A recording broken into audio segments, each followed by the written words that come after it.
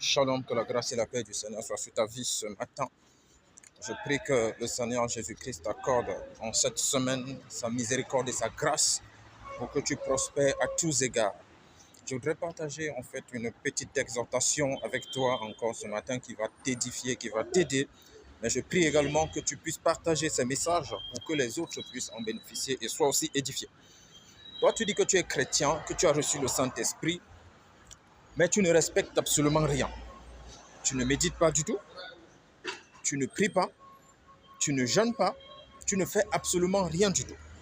Tu cours seulement derrière les pasteurs, derrière les hommes de Dieu, à la quête de la bénédiction.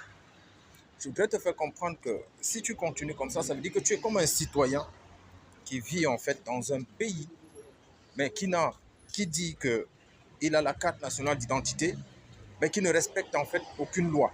Tu ne respectes aucune décision, tu ne respectes rien du tout, mais tu veux les faveurs en fait. Ça ne marche pas comme ça du tout.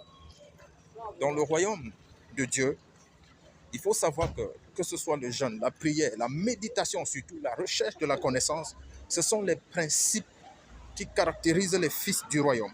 Alors, si tu dis que tu es un fils du royaume et que tu ne pratiques pas ces choses-là, c'est que tu n'as pas reçu le Saint-Esprit, qui est notre cadre national d'identité, qui nous donne accès aux bénédictions de notre Père dans notre royaume.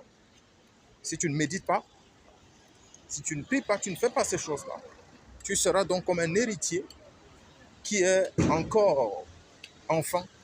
Et la parole de notre Père dit que aussi longtemps que l'héritier demeure enfant, il ne diffère en rien d'un esclave.